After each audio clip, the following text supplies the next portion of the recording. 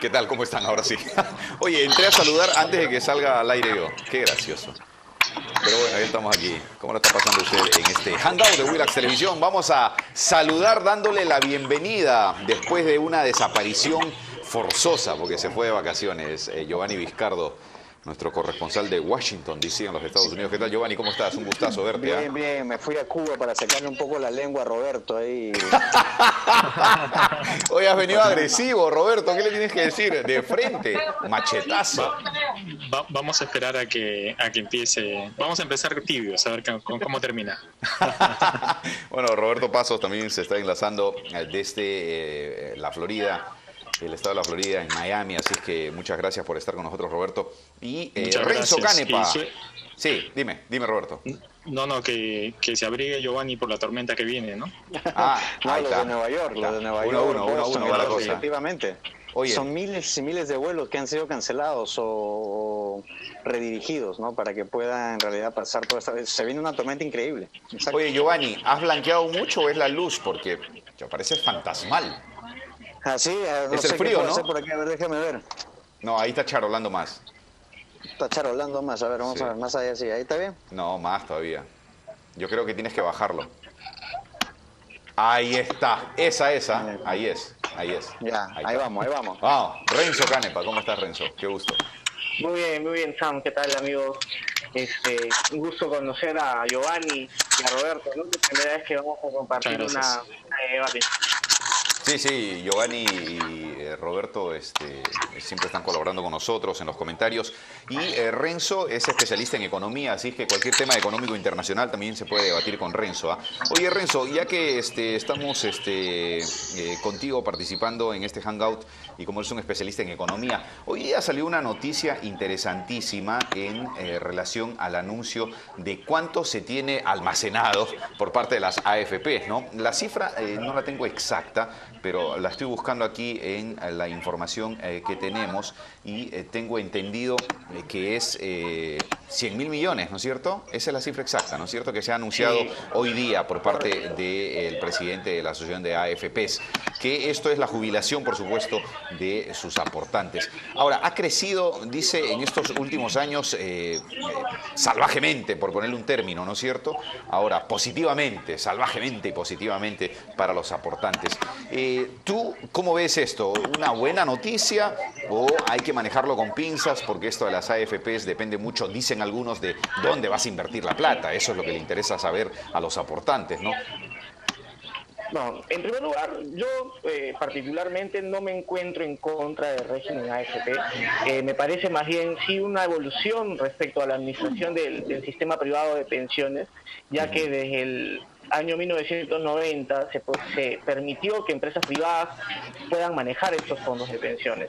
Anteriormente solamente el Estado, mediante la ONP, que es una entidad estatal, era la encargada de administrar las pensiones, y ya vemos cuáles han sido los resultados de esta muy mala administración del Estado, debido a que, bueno, los aportantes prácticamente ya existen muy pocos. Habían regímenes de aportes también bastante distorsionados, como el caso de la 2530, que tenían pensiones vitalicias, etcétera. Entonces, se utilizaba mucho la política para administrar el fondo de pensiones, lo cual resultó siendo bastante ineficiente y ha llevado el sistema nacional de pensiones prácticamente a la quiebra. No se están inscribiendo nuevos aportantes, y los pocos aportantes que aún quedan y que siguen aportando al sistema nacional de pensiones, básicamente van a haber una jubilación que va a tener que ser resuelta por la política y por el subsidio del Estado en el futuro, ya que sus fondos no se saben hacia dónde van. Entonces, de plano, el sistema privado de pensiones me parece mucho más eficiente que el sistema anterior en el cual vivimos. Ahora, creo que el sistema privado de pensiones, si bien acaba de alcanzar una cifra récord que es prácticamente el 20% del PBI nacional, lo cual no es poco, y representa aproximadamente el 75% de los ahorros personales de las personas, porque cabe decir de que sigue siendo un ahorro que es intangible, pero sigue siendo un ahorro que nos va a servir a todos los aportantes para cuando tengamos pues la cesantía laboral. Entonces, a lo que quería llegar es que si bien es cierto, tenemos una cantidad ahorrada ahí, debería existir un poco más de competencia en el mercado de sistema privado de pensiones. Debería ingresar la banca de inversión a competir con el sistema privado de pensiones. Debería ingresar la banca comercial también a competir con el sistema privado de pensiones. O sea, lo que yo no entiendo es por qué solamente se le tiene que dar a un oligopolio de empresas, porque solamente son 5 empresas, máximo 10 empresas, para que compitan entre ellas, y por eso es lo que ha pasado, de que nunca se mandaron a reducir las tarifas. Teníamos tarifas muy altas en el mercado.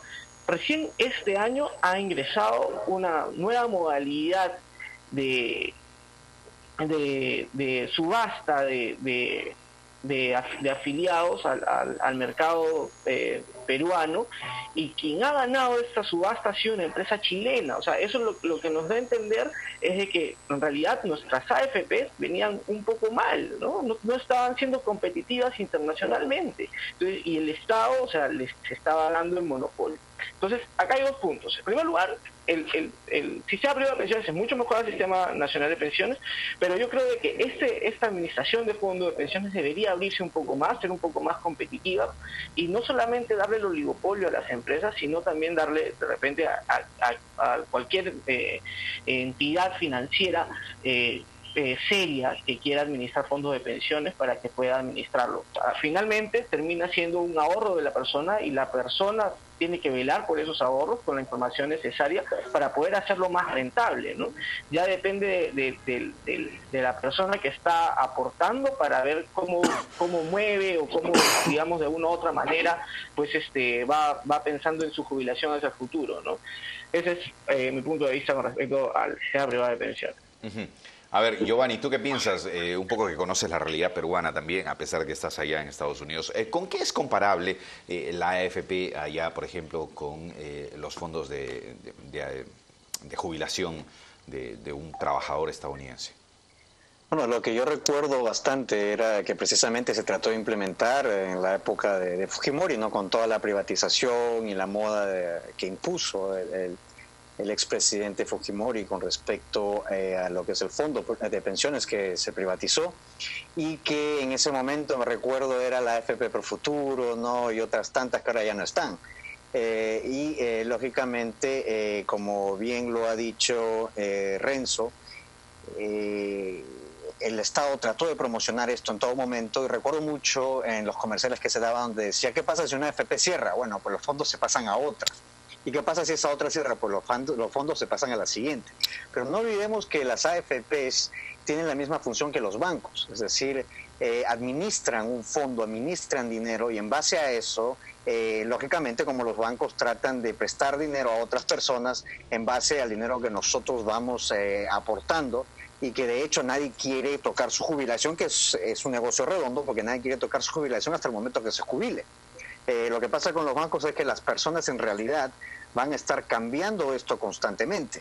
Es decir, en el banco las personas retiran su dinero, luego vuelven a ahorrar, retiran, etcétera, etcétera, y es eso que el banco pues no tenga un buen negocio. Pero en las AFPs en teoría tienen que guardar ese fondo de jubilación hasta que la persona se jubile. Por eso es que es un negocio redondo, ¿no? Ahora que hayan ganado o que estén duplicando sus utilidades no me parece nada extraño, porque eso es un síntoma que la economía peruana pues la está haciendo muy bien, ¿no? Es decir, la economía peruana está yendo viento en popa. Creo que lo que todos queremos al final, ¿no? Entonces hay que preguntarse si como ciudadanos tengo que sentirme mal porque las AFPs ganan más utilidades, pero en principio esas son las reglas del juego, ¿no? Es decir, eso es lo que hacen todos los bancos, y a mayor interés pues más capital para ellos, ¿no? Uh-huh. A ver, Roberto, tú también eres un peruano que de una manera u otra conoce lo de las AFPs. Bueno, yo creo que en Estados Unidos no hay algo paralelo a las AFPs, ¿no? Acá tenemos el sistema de seguro social y lo que llaman el 401k, ¿no? Que es el 401k. Uh-huh. Si no me corriges tú, Samuel, o Giovanni, que nos permite que ciertas alocaciones de nuestro salario vayan a ese fondo, que es un fondo de retiro. Si lo retiras antes de tiempo, te quitan un 10% y si no, se sigue acumulando hasta que te jubilas, ¿no? Pero no hay un modelo. El modelo de las AFPs, según tengo entendido, y seguramente el economista que está presente, que obviamente sabe más que los periodistas, que sabemos mucho de poquitas cosas, de muchas cosas, y al final terminamos no siendo expertos en nada, ¿no? Pero según lo que tengo entendido es que, ¿cómo se llama? El punto, perdón, se me estaba yendo. El punto era que las AFP es algo que se creó en Chile. Si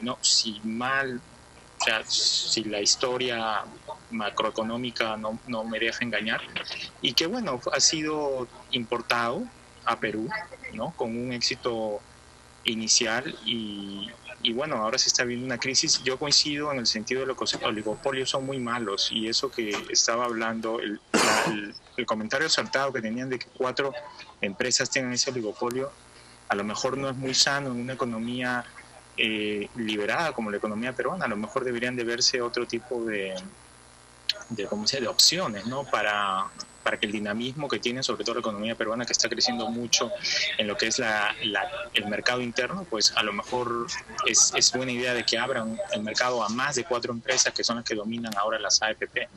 Ahora, hay un punto, comparando con Estados Unidos, por ejemplo, algunos podría tener sus detractores, así como sus seguidores, lo del seguro social. Pero, por ejemplo, es un manejo del Estado que hasta cierto punto yo lo veo adecuado. Es decir, demuestra que el Estado, cuando hace bien las cosas, las puede hacer.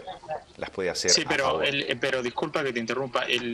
Nosotros lo que vamos a apreciar en Estados Unidos es un colapso del seguro social, porque cuando ustedes pero tú consideras por un mal manejo del Estado o por una situación de crisis económica que requiere por muchas cosas, empezando porque los baby boomers, que son los que regresaron de la guerra y que bueno, obviamente se están empezando a jubilar, pues fue un periodo donde hubo mucho crecimiento de la población. Conforme una economía se desarrolla, y es lo mismo que está pasando en Perú, la gente tiene menos hijos y la población económicamente activa se va reduciendo.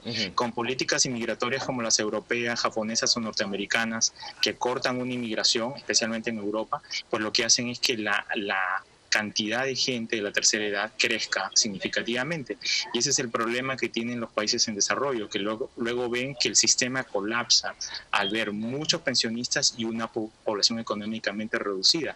Estamos viendo que en Japón casi hay una inmensa cantidad de población longeva, que verdaderamente ahora tiene que buscar inmigrantes de donde sea, que va a ser la población económicamente activa que va a mantener a esa gente vieja, porque al final, si seamos realistas, no son los inmigrantes los que venimos acá y los que hacemos mover la economía en países en desarrollo donde la tasa de mortalidad ni siquiera tiene la tasa de reemplazo, porque la tasa de reemplazo es de 2.1. Quiere decir que una pareja debe tener al menos más de 2 hijos para que se reemplacen los decesos con las nuevas, con las generaciones nuevas, ¿no? Entonces ese es un gran problema, y esperemos que, si no me desmienten acá los otros comentaristas, esperemos que no pase en Perú, porque está empezando a pasar en muchas economías grandes, por ejemplo México.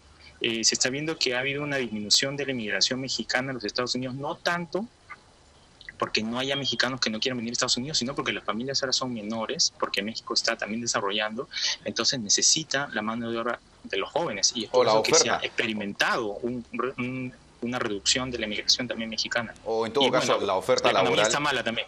La oferta laboral que ofrece cada uno de estos países ha mejorado, ¿no es cierto? La oferta laboral y los salarios han mejorado, y entonces lo que menos uno hace es pensar emigrar para ver si hay mayores oportunidades en el otro lado o en el país que uno elige. Ahora, solo los que estuvimos fregados emigramos. Oye, pero no, en el punto que yo planteaba era que... Oye, pero hubo algunos que emigraron y luego regresaron, ¿no, Samuel? Sí, pues. Que Samuel se ganó la lotería. Samuel se ganó la lotería en Nueva York, entonces él puede hacerlo, ¿no? Seguro. No. Lo que pasa es que somos pocos los que podemos tener éxito allá y acá. Samuel no sabía que eras argentino. ¿Qué tal ego, no? ¿Qué tal ego? Increíble. Me voy a suicidar, me voy a lanzar de mi ego. No, oye, volviendo al tema serio. Por muchos años y por muchas generaciones, tú bien lo explicabas, efectivamente, hay otros agentes que pueden alterar ciertas opciones, ¿no es cierto?, que por muchos años se han mantenido y que ha beneficiado a muchos. En ese sentido me refería yo. En el Perú lo que pasa es que muchas veces se cree que el Estado, o se tiene ese pensamiento, de repente me lo va a desmentir en el tema económico Renzo, pero se piensa que el Estado no puede manejar bien las cosas. Por el error de otros gobiernos ya se tilda o se ha puesto en el cliché de que el Estado simplemente hace malas cosas.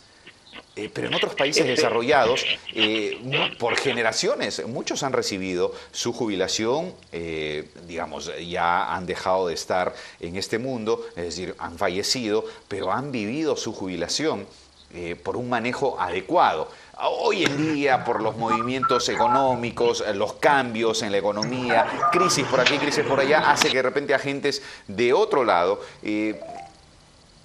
como que deterioren ese manejo y se tome otras opciones. Pero no significa que ha sido un mal manejo en el fondo. Renzo, ¿tú qué piensas? Que finalmente, porque tú conoces las economías también de otros países y has un poco hecho estudios en Estados Unidos, ¿consideras tú que, por ejemplo, el manejo de la jubilación a través del seguro social en Estados Unidos ha sido un mal manejo del Estado y que por eso hoy en día de repente se está pensando en aplicar algunos cambios o a renovarlo o sacarlo del mercado?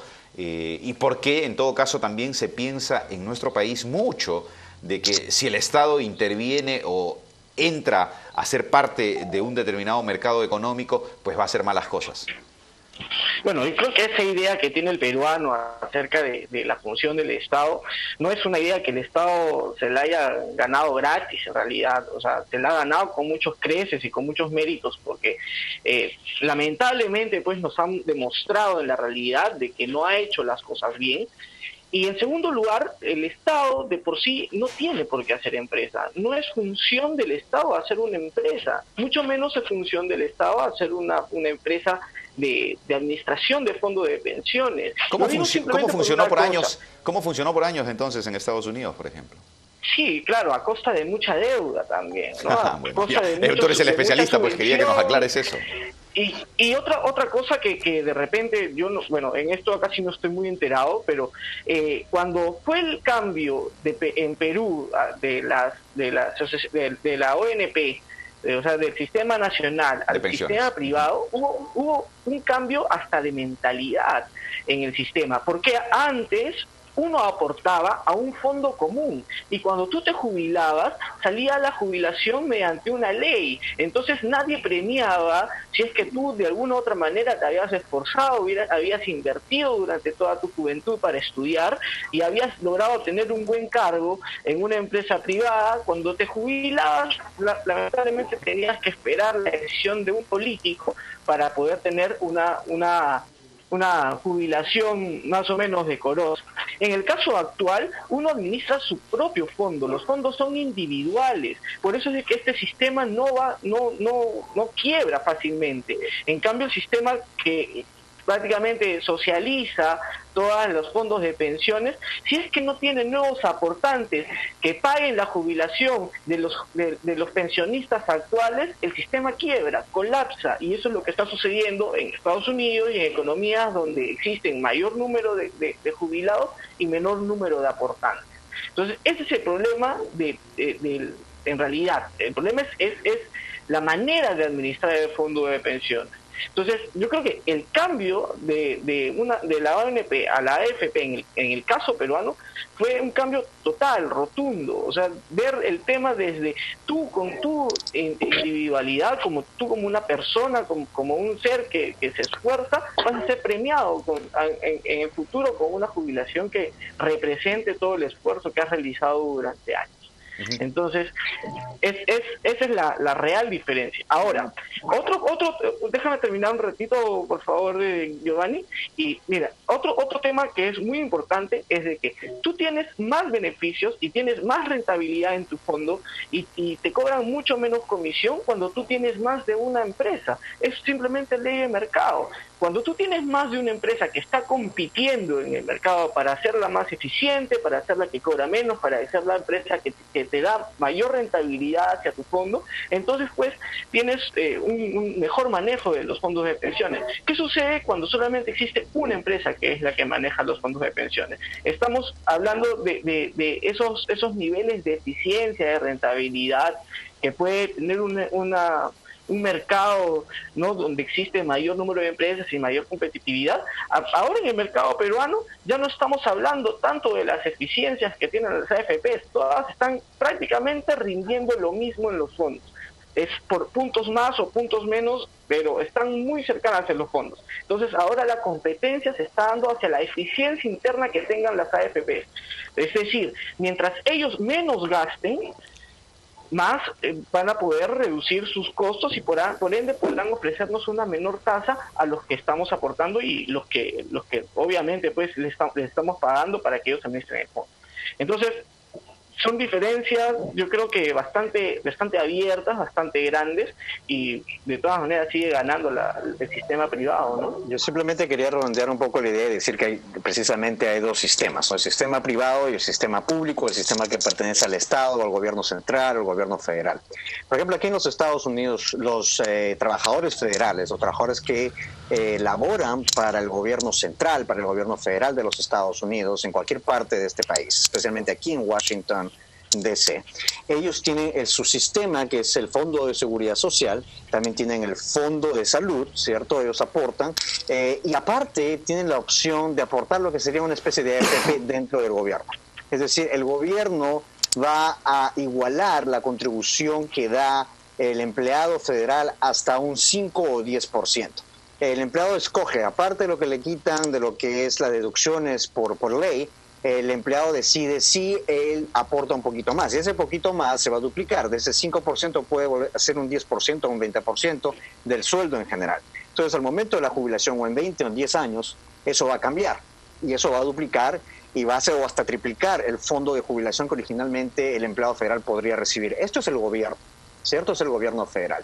Ahora, con respecto a la AFP, y que Roberto Pasos lo mencionaba muy bien, lo que es el 401k o el 401k, así le decimos aquí en los Estados Unidos, tiene un riesgo.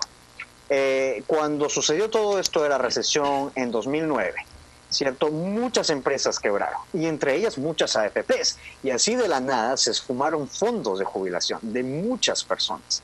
Muchas personas perdieron miles, si no millones de dólares. Entonces, si esto sucede en el Perú, que creo que no va a suceder, el Perú en ese sentido, la economía del Perú recién está empezando, no se puede comparar en nada con la economía de aquí, de los Estados Unidos, pero es un ejemplo, y eso senta un precedente para recordar que sí, es cierto de que existe un sistema privado y un sistema público en cuanto al fondo de pensiones, pero también tenemos que ver de que la realidad de la economía peruana no es necesariamente formal. El fondo privado de pensiones sale como una buena alternativa al comerciante, ¿cierto?, que no trabaja con una nómina, el que tiene que pagar impuestos o el que le hacen deducciones de ley en cada pago. Ese comerciante independiente necesita una jubilación y necesita retirarlo, necesita quitar una porción de su sueldo, de lo que gana mensualmente, para poder darlo a lo que es el fondo privado de pensiones. Entonces, son dos cosas muy distintas y responden a dos clientelas bastante distintas también. Entonces, debemos tener en cuenta eso. Muy buen punto. Está Álvaro Jesús, se fue. Vamos a hacer una pausa. ¿Qué le parece en este Hangout? Si no has pasado por Tiendas Viva, no has vivido nada. En Viva encuentras ofertas, descuentos, promociones en los mejores productos. Por ejemplo, en el pisco Valle Ambrosio. Es el mejor pisco Italia del Sur. Es hecho con uvas del desierto, es destilado en Arequipa y no raspa cuando pasa. Ya lo sabes, lo encuentras en Tiendas Viva, que atiende los 365 días del año en las estaciones de servicio PEXA de todo el Perú. ¿Qué estás esperando? Ven a Viva y vive la diferencia. Esta es una pulsera mágica. ¡Sí,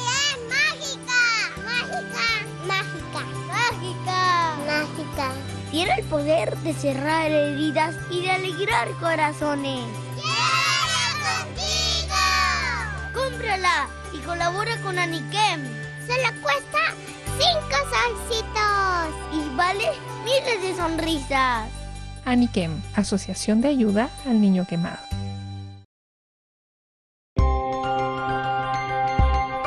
Yo creo que cada uno puede ser emprendedor siempre y cuando sepas hacer bien las cosas. Si lo haces solo, tienes que bancártela porque es un gran trabajo. No solamente quiero ser un emprendedor, quiero terminar haciendo empresas.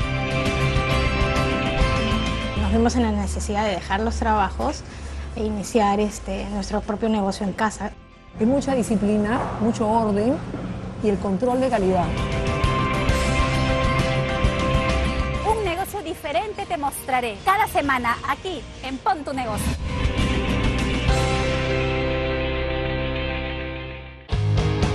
Pon tu Negocio llega gracias a Claro. El vacilón del fin de semana lo encuentras en Willax. Una cachetada tuya debe doler bien. ¿Probamos? No. Si voy a dar una cachetada desde atrás, ¿no? Arranca tu domingo junto a Patsy y Samuel y las historias más ocurrentes de sus invitados. Un poquito nomás, ¿te vas a dejar? Me voy a poner colorado. Relájate, celebra, vive pandillando. Todos los domingos a las 10 de la mañana y 10 de la noche por Willax Televisión. Noticias que sirven. A partir de las 11, Willax pone la pelota al centro de la cancha. Estamos aquí donde el fútbol nos llama. Hay muchas maneras de describir este empate obtenido por la selección peruana. Y realmente el fastidio por un partido tan discreto de la selección peruana nos invade. Todas las noches el equipo de Chalaca te suelta las caletas y te pinta las jugadas. ¿Cómo será ese arquero que está salido 40 metros y le hace el pase y todavía malo? Está complicando mucho al momento de anotar. Antes goleaba. De lunes a viernes a las 11 de la noche de Chalaca TV. Fútbol para el que la conoce.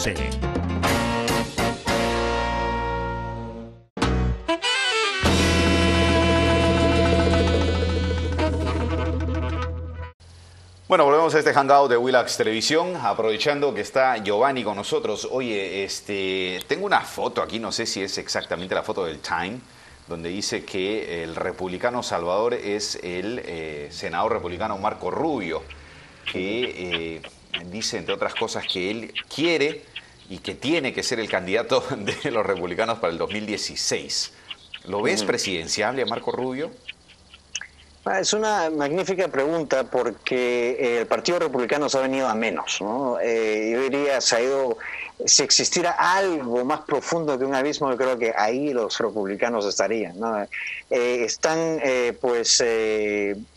como diríamos en el Perú, obviamente la están embarrando por todas partes los republicanos y ahora están pintando al Obama del Partido Republicano, porque el senador Marco Rubio es de ascendencia cubana, es hispano, supuestamente, y es joven, ¿no? Estamos hablando de un señor que más o menos tiene unos 42, 43 años en este momento, ¿no? Entonces, habría que preguntarse si él con su juventud, si él con el carácter cultural de la hispanidad, ¿cierto?, representaría o levantaría la imagen de un alicaído partido republicano, ¿no? Ahora, desde el punto de vista hispano, uno se pregunta quién es Marco Rubio. Si nosotros nos ponemos a analizar, y lástima que se ha ido Roberto, yo creo que se fue precisamente porque íbamos a tocar este tema, ¿no? Pero bueno, si se hubiera quedado Roberto, él quizás habría podido poner un poco más de chispa a este debate, porque él vive en Miami. Pero en Miami no se tiene solamente cubanos, ¿no? En Miami, claro, está la pequeña Habana y todo. En primer lugar, hay más haitianos que cubanos, ¿no? En Miami. En segundo lugar, Miami también está plagado de argentinos, por ejemplo. No hay muchos argentinos. De hecho, cuando Roberto estaba colaborando con nosotros, unos argentinos lo han saludado, ¿no? Le ha dicho, che boludo, ¿qué hace por ahí? Entonces, en ese momento uno se da cuenta de qué está hecho Miami. Entonces, si nosotros juntamos a todos los hispanos aquí en los Estados Unidos, y no solamente a los cubanos, nos damos cuenta que hay una diversidad muy grande. Entonces, si uno pregunta al hispano de aquí de los Estados Unidos, ¿usted elegiría a Marco Rubio como presidente? Primero preguntaría si el señor ha nacido, si es un inmigrante, ¿cierto? ¿Y qué nacionalidad tiene, no? Porque los hispanos tenemos esa tendencia, ¿no? A ver qué nacionalidad tiene la persona, ¿no? Y claro, si es cubano, lógicamente todo el mundo va a pensar en esta imagen del cubano, que recordemos, los cubanos tienen un privilegio bastante grande aquí en los Estados Unidos, que una vez que cruzan la frontera, si lo cruzan la frontera de una manera bastante segura, en una sola pieza, ¿cierto? Entonces, de cuerpo completo, quiero decir, entonces ellos reciben automáticamente la residencia porque son refugiados, porque son perseguidos, ¿no? Eso es un poco, de eso habla un poco la ley esta de pies secos, pies mojados, de que los cubanos que cruzan a nado, ¿cierto?, desde Cuba, vienen aquí y si llegan a las costas de los Estados Unidos, pues también se les da automáticamente el estatus de refugiado y de hecho la residencia, ¿no? Entonces, ¿pero qué pasa si cruza un mexicano? ¿Qué pasa si cruza un guatemalteco? ¿Qué pasa si cruza un boliviano? ¿Qué pasa si cruza un peruano? Se regresa a su país, ¿no? Pero a los cubanos no les hacen eso. Entonces, la realidad del refugiado cubano no necesariamente refleja lo que es la realidad del inmigrante hispano aquí en los Estados Unidos. Es por eso que los republicanos, de una manera bastante ciega, están tratando de levantar su imagen a través de Marco Rubio. Y no estoy seguro que Marco Rubio sea en realidad el reflejo del inmigrante hispano aquí en los Estados Unidos. Además hay un punto a tomar en cuenta también. El voto hispano, si bien es cierto, es importante, pero por favor, aún hoy el voto hispano no pone presidentes ni decide una elección presidencial. Eso es marketing. Perdóneme que lo diga, pero decir que el voto hispano ha contribuido a poner a Barack Obama como presidente o en esta reelección reelegir a Barack Obama es un bluff. Es decir, es inflar mucho lo que no es real. Hay una aportación importante del voto hispano, pero no marca la diferencia como para definir a alguien como presidente o no.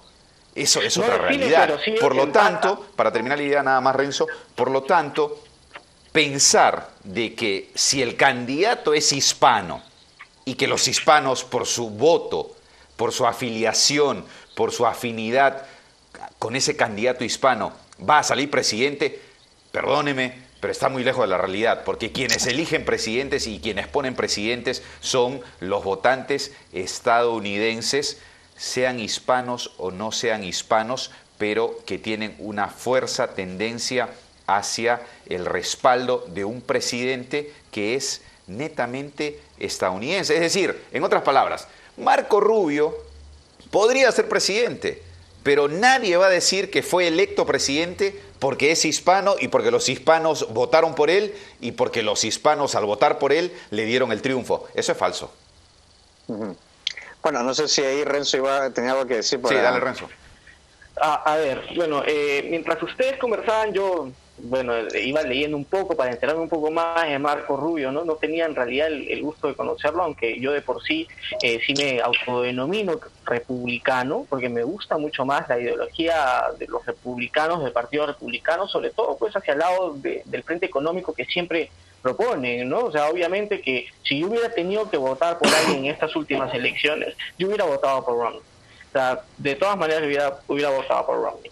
Y bueno, o sea, veo que el señor Rubio pues es de la Florida, es de Miami, es estadounidense, ¿no? Aunque como me dice Giovanni, pues tiene seguramente ascendencia hispana cubana, ¿no? Lo cual yo no le veo nada de malo en realidad. Yo tampoco. Es un estadounidense más, ¿no? Que puede aspirar por su manera de hacer política y que seguramente pues ha llegado a tener pues un papel importante dentro del Partido Republicano para poder ser un senador junior actualmente. No, entonces, lo que yo planteaba, Renzo, es que si los republicanos piensan que Marco Rubio es la mejor alternativa para la presidencia porque es hispano, están equivocados porque el voto hispano no le va a dar a la presidencia a los republicanos. Sí, claro, o sea, completamente de acuerdo contigo, Sam. O sea, yo creo que el voto hispano, si de por sí no te va a definir en una elección en Estados Unidos en ningún momento, o sea, sí te la puede desempatar, ¿no? En el caso de que exista pues ciertas tendencias fuertes, ¿no?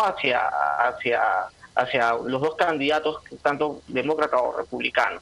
Yo lo que yo pienso en realidad acerca de la presencia hispana en política americana es algo que es realmente positivo, ¿no? De por sí, si ya se vio un presidente como Barack Obama que ha hecho un excelente papel, o sea, en cuanto a las reformas sociales que se han venido en Estados Unidos, no tanto por el lado económico, pero sí yo creo que puedo destacar que por el lado social ha logrado ser un presidente que de alguna manera u otra ha llevado a que los demócratas y los republicanos lleguen a muchos acuerdos importantes, lo cual me parece que es bastante saludable para la economía norteamericana en estos momentos que en realidad sí necesitan cierta unión y ciertos consensos.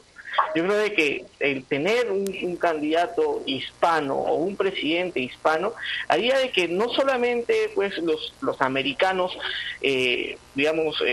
tomen conciencia del papel que está teniendo pues o que tuvieron en algún momento los inmigrantes dentro de su desarrollo económico, sino también, digamos, de que se vean dentro de un país que ya es pluricultural, que ya es cosmopolita 100%. O sea, los Estados Unidos de Norteamérica es un país que ha sido hecho por inmigrantes, ¿no? Desde su fundación hasta el día de hoy. O sea, de por sí, pues en Estados Unidos fueron inmigrantes ingleses los que llegaron al principio, luego tomaron ellos la zona de México, también tenían inmigrantes mexicanos. Entonces, luego con el boom económico de las primeras décadas, luego de la gran recesión, llegaron gente de otro país y de muchos países han llegado. O sea, los irlandeses tienen una fuerte presencia en Estados Unidos en la segunda mitad del siglo anterior. O sea, hay muchos papeles que ha jugado la inmigración en Estados Unidos, y yo creo de que ahora el americano neto, puro, que digamos desde sus bisabuelos o 20 generaciones atrás ha sido americano, yo creo de que ya son bastante minoría. Yo creo que ahora hay más mestizaje dentro de los americanos y mucha mayor conciencia acerca del papel que han tenido los inmigrantes dentro de su desarrollo. Lo que sí no estoy de acuerdo, obviamente, no es con algunas medidas muy proteccionistas acerca de la inmigración americana, ¿no? O sea, creo que han llegado a tener ciertas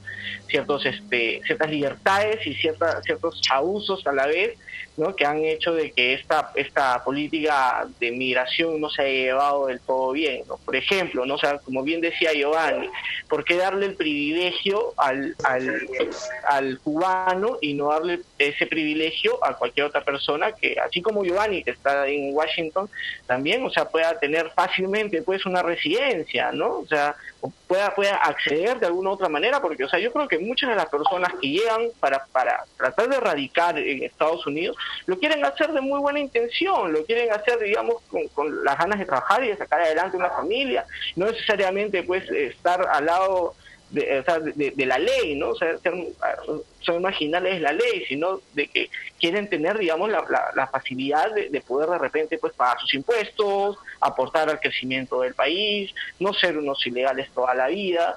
Entonces yo creo de que ahí le ha faltado mucha muñeca, mucha maniobra a los anteriores presidentes para poder manejar este tema de la reforma migratoria con otro pensamiento, ¿no? Yo creo de que el hecho de que ingrese una persona que es hijo o de ascendencia de inmigrantes hacia los Estados Unidos puede hacer de que cambie esta mala regulación migratoria que ha venido durante los últimos años. Giovanni, ¿qué piensas de lo dicho por Renzo y lo que yo planteé? Bueno, hay que tomar en cuenta, hay muchos puntos en realidad, ¿no? Pero hay que tomar en cuenta el de la inmigración, ¿cierto? Se habla de que el presidente Obama ya está trabajando, y de hecho ya lo ha dicho abiertamente, de que este año tiene que ser el año en que se aprueba la reforma migratoria. Si es así, estamos hablando de que las personas que automáticamente se convierten en residentes permanentes, ¿cierto?, tienen que esperar entre 3 a 5 años para poder ser ciudadanos. Una vez que son ciudadanos, estamos hablando de 3 a 5 años, ya pueden votar. Entonces, estamos en el año 2013, estamos hablando del 2016 como las próximas elecciones. Y quizás sea muy pronto, o quizás sea un poco iluso, pero como decimos para el seleccionado peruano de fútbol, ¿no? Técnicamente cuenta, ¿no?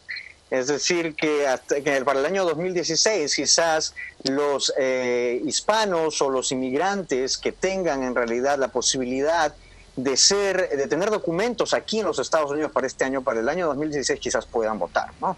Como decimos entonces en la selección peruana de fútbol, técnicamente cuenta, ¿no? Todavía por puntos puede contar, ¿no? Entonces matemáticamente podrían entrar ellos a lo que es las elecciones del año 2016, ¿no? El segundo punto es acerca de que, como tú decías, ¿no? Elegir a Marco Rubio, como decías tú, Samuel, elegir a Marco Rubio por el hecho de que sea hispano, es un poco una bofetada a la comunidad hispana que nos agarra pues un poco como recién bajaditos, ¿no? Como decimos nosotros allá en Lima, ¿no? Y no es así. Nosotros sabemos quién es un inmigrante de verdad, nosotros sabemos quiénes son hijos de inmigrantes, ¿no? Es un poco como decir que Enrique Iglesias, que viene a cantar aquí muy seguido, pues es la viva imagen de lo que es el latino, ¿no? Sin que tengan en cuenta que él, para empezar, es español, no necesariamente latino, pero así es, ¿no? Entonces lo toman en cuenta de esa manera. Entonces la comunidad hispana engloba algo mucho más grande. No solamente es el senador Marco Rubio, no solamente es el mexicano que cruza la frontera de una manera ilegal, o el guatemalteco, o el boliviano, o el peruano, o el chileno, o quien sea, ¿cierto? Sino que el sentimiento de la inmigración es algo que solamente se puede vivir si uno lo ha estado desde aquí, y uno lo ha podido vivir. Y de hecho les puedo mostrar en este momento lo que yo he recibido de lo que es una carta de lo que es la campaña del presidente Obama en su momento. Hubo un montón de personas que participaron, ¿cierto? Y se armó un banco de datos de correos electrónicos. Y este banco de datos de correos electrónicos se queda en el aire. ¿Y ahora qué hacemos con todo esto? Entonces el presidente Obama, con todo su equipo, lo han agarrado, y cualquier cosa que suceda en términos políticos, ellos envían un poco para influir, ¿no? En lo que es el electorado. Envían a todos estos correos electrónicos un mensaje personalizado, ¿no? ¿Qué te parece, Giovanni, si hacemos una pausa chiquita y nos muestra, porque eso está interesante para graficar con un buen ejemplo lo que está ocurriendo? Ok. MQH es del Perú porque tú eres como Chichi, Chichi como tú. Mira quién habla, uy, uy, uy, llegó la hora de hablar. Mira quién habla, no te muevas, mami, que esto va a empezar. Somos noticias que entretiene y no miente, que cree en el Perú y en el corazón de su gente. Poco bla bla bla y mucho que ver. Si se trata de verdad, ella es la que sabe. Mira quién habla, habla la palabra de verdad. Mira quién habla. Mira quién habla, de lunes a viernes a las 9 de la noche por Willax Televisión. Noticias que sirven. Mira quién habla.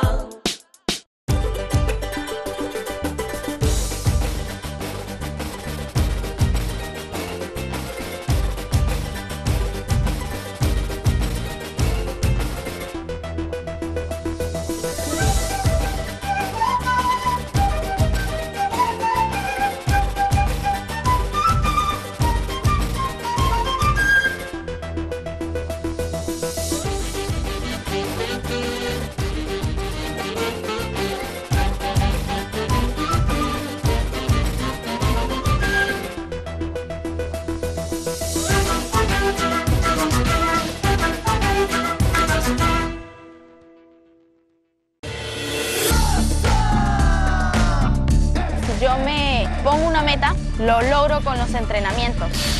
Es esfuerzo, es dedicación, es lucha y es querer ser más.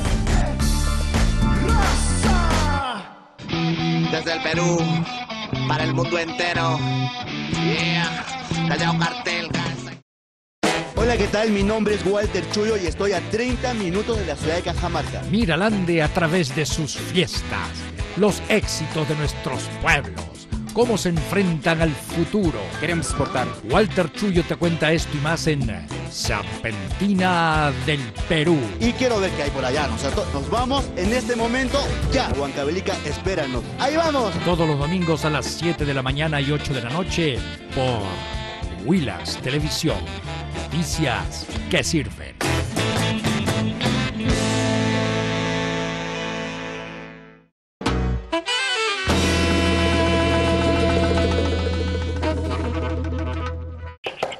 Bueno, volvemos en esta última parte del Hangout. 5 minutos para concluir. Giovanni, ¿qué es lo que nos querías mostrar en relación a estos mails o cartas que han acumulado en un banco de datos los demócratas y que básicamente están bombardeando con sus conceptos e ideas, ¿no? Okay. Ahí está. No sé si pueden ver ahí, ¿ven la carta? Sí, se ve la carta. Es una carta que dice, bueno, acá esto básicamente es el logo del presidente Obama, ¿cierto? De su campaña, dice organizándose para la acción, ¿no? Entonces dice, es dirigido lógicamente a todos los que reciben esto, como yo decía, estoy dentro del cuerpo de prensa, entonces ellos envían siempre estas clases de cartas, ¿no? Entonces dice amigo, simplemente la persona que le dice, me trajeron de México, de mi país, de México, me trajeron aquí a los Estados Unidos de México cuando tenía 2 años. Soy un inmigrante indocumentado y soy la prueba viviente de que nuestro sistema de inmigración no funciona.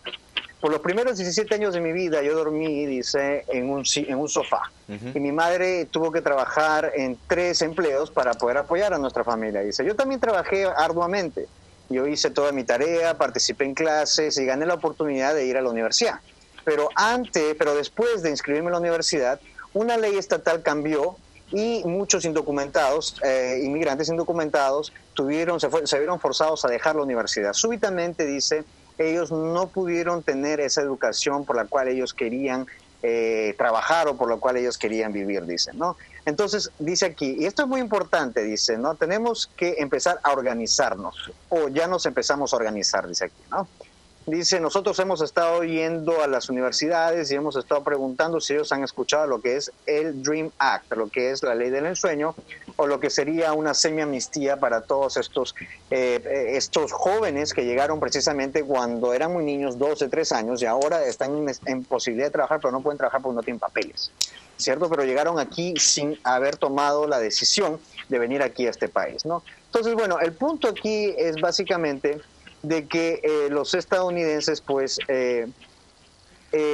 comienzan a recibir esta clase de campaña del presidente de los Estados Unidos para llegar a influir en lo que es la opinión pública y hacer de que este sistema o esta reforma migratoria se dé este año, ¿no? Que mis fuentes me están diciendo que efectivamente se va a dar, y los más interesados aquí son los republicanos. A los que no les interesaba para nada hablar de lo que es la reforma migratoria, ellos son los primeros, y prueba de ello es el hecho de que van a anunciar, me imagino en un par de años, la candidatura de Marco Rubio, la prueba viviente de lo que es la inmigración estadounidense, y que también es parte del Partido Republicano, ¿no? Y me voy con lo que decía Renzo, muy interesante, de que él se siente republicano porque se siente identificado con los valores de los republicanos. Ahora, estamos hablando del Partido Republicano de la época de Abraham Lincoln, de la época en que los republicanos sí eran republicanos, porque se da la casualidad que muchos analistas políticos dicen que los demócratas de ahora son los republicanos de Abraham Lincoln, y son los republicanos de hace más o menos pues centurias y de muchísimas decenas de años,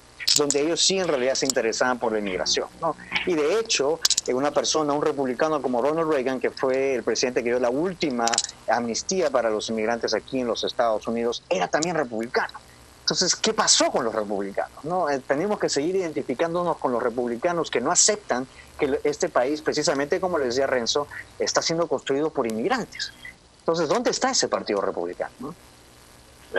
Yo, si bien tengo afinidad, digamos, entre los dos partidos grandes, entre los demócratas y los republicanos, tengo mayor afinidad por los republicanos, yo me identifico mucho más aún con el Libertarian Party, que es un partido político mucho más pequeño, pero que defiende mucho más lo que son las libertades individuales de las personas.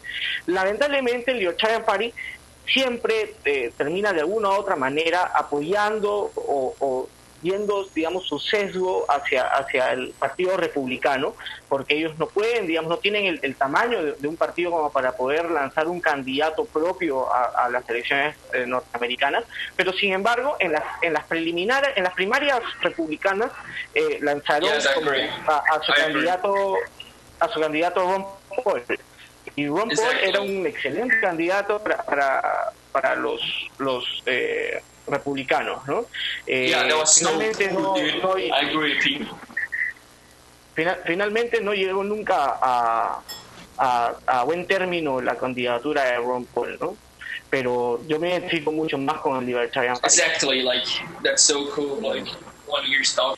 Bueno, hay alguien ahí, ya se fue. Había alguien ahí de Estados Unidos que estaba viendo el programa y se quiso meter a opinar. No, para mí que era un cubano en Miami. Oye, muchachos, realmente les agradezco por este tiempo del Hangout. Se nos ha acabado. Tenemos que ponerle punto final porque tenemos que irnos al resumen de noticias. Así es que muchísimas gracias a Giovanni y a Renzo y también por la parte en que estuvo Roberto Pasos con nosotros. Nos vemos en un próximo Hangout. ¿Qué les parece? Chao. Te cuidas y se cuidan. Gracias a ustedes, chicos.